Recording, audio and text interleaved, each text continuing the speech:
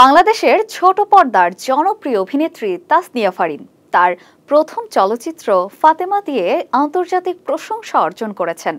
ইরানের ৪২তম ফজর চলচ্চিত্র উৎসবে সেরা অভিনেত্রী হিসেবে ক্রিস্টাল সিমর্গ পুরস্কার জেতার পর এবার সিনেমাটি মুক্তি পাচ্ছে ওটিটি প্ল্যাটফর্মে। মুক্তিযুদ্ধের পটভূমিতে নির্মিত এই সিনেমা ফারিনের শক্তিশালী অভিনয়ের মাধ্যমে এক নতুন দিগন্ত উন্মোচন করেছে, যা দর্শকের হৃদয় স্পর্শ করতে প্রস্তুত। আগামী ২০ ফেব্রুয়ারি থেকে এটি ঘরে বসেই উপভোগ করতে পারবেন দর্শকরা।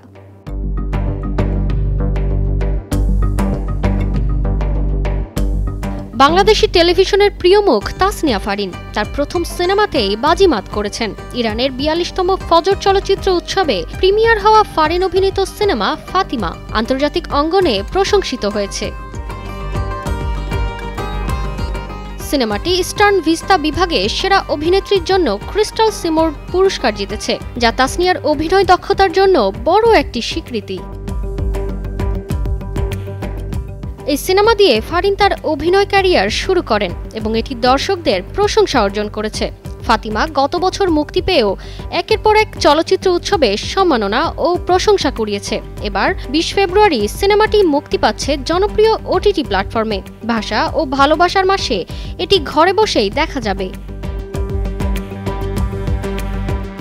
ফাতিমা সিনেমায় তাসনিয়া ফারিন অভিনয় করেছেন ৭১-এর মুক্তিযুদ্ধে নির্যাতিত সুবর্ণা নামের এক নারীর চরিত্রে। এই চরিত্রে ফারিনের অন্তর্নিহিত যন্ত্রণার গভীরতা দর্শকদের হৃদয় স্পর্শ করবে। সুবর্ণা এবং তার প্রেমিক প্রসাদ এই গল্পে কেন্দ্রবিন্দু, যেখানে সুবর্ণা পালিয়ে যেতে চায় প্রসাদের সঙ্গে, কিন্তু কিছু অনাকাঙ্ক্ষিত ঘটনা তার পথ আটকায়। সিনেমাটির গল্প মূলত প্রসাদের সঙ্গে যোগাযোগের অভাব এবং তার প্রতি সুবর্ণার প্রত্যাশা ও দুঃখবোধ নিয়ে।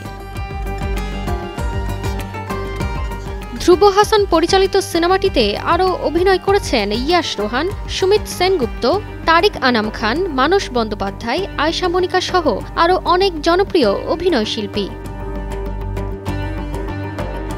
এবার ওটিটিতে মুক্তির পর ফাতিমা আরও বেশি দর্শকের কাছে পৌঁছাতে চলেছে এবং তাসনিয়া ফারিনের অভিনয় প্রতিভা এক নতুন মাত্রায় বিকশিত হবে। তারতিবা ফারুহী, কালের কণ্ঠ।